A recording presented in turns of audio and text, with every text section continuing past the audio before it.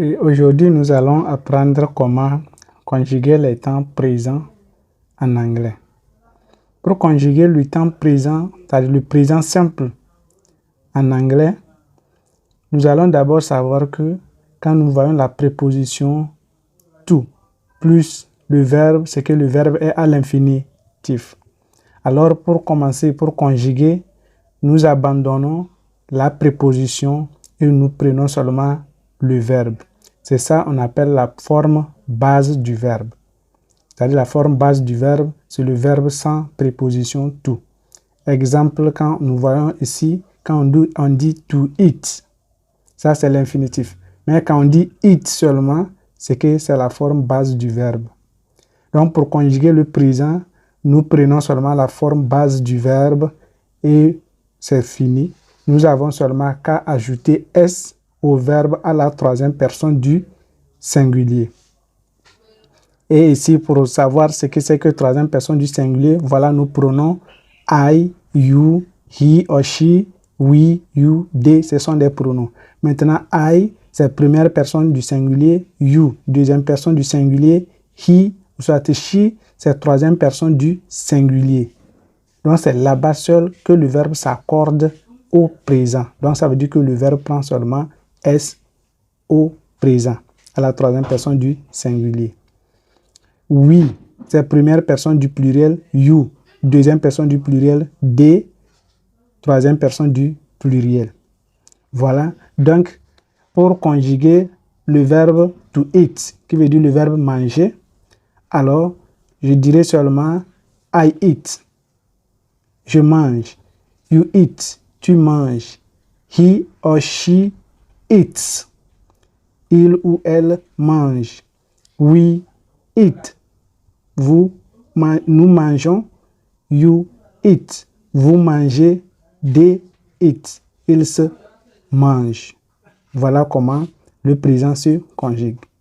Mais il y a des exceptions. Les verbes terminés par SH, CH, soit S, soit O, soit X, ces verbes, vous prenez aussi même chose, mais à la troisième personne du singulier, l'accord, ce n'est pas S seul, mais c'est plutôt ES.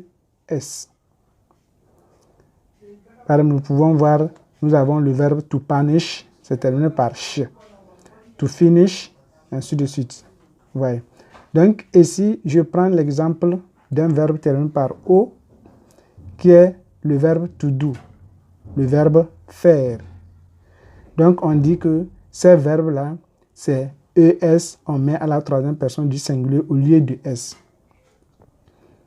Donc c'est ça qui est I do, je fais. You do, tu fais. He does. He or she does. Il ou elle fait.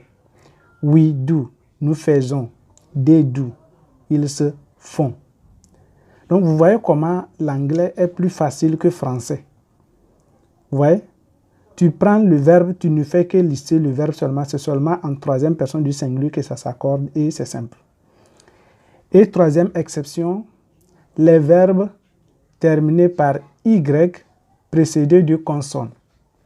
Mais si c'est précédé de voyelle, c'est S seulement on met. Par exemple, si nous prenons l'exemple du verbe to play. Donc, nous avons P-L-A-Y. Donc, le Y là est précédé du voyelle A. Alors, on ajoute seulement S à la troisième personne du singulier. Mais ici, je dis bien quand c'est précédé de consonne, d'une consonne. Donc, exemple ici, nous avons le verbe to try, qui veut dire essayer. Donc, nous avons Y précédé de consonne R. Alors, nous mettons seulement la forme base, c'est arrivé seulement à la troisième personne du singulier. Au lieu d'ajouter S, soit ES, on transforme d'abord le Y en I et on ajoute ES. Exemple, comme vous le voyez, I try, j'essaie. You try, tu essaies. He or she tries. Il ou elle essaie. We try, nous essayons. You try, vous essayez. They try, ils essaient. Vous voyez que c'est très simple. Français, Il y a trop de désaccords, mais en anglais, c'est très simple.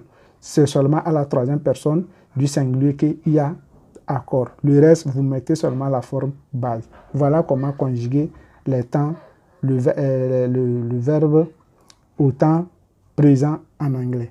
Merci. N'oubliez pas de vous abonner, liker et commenter.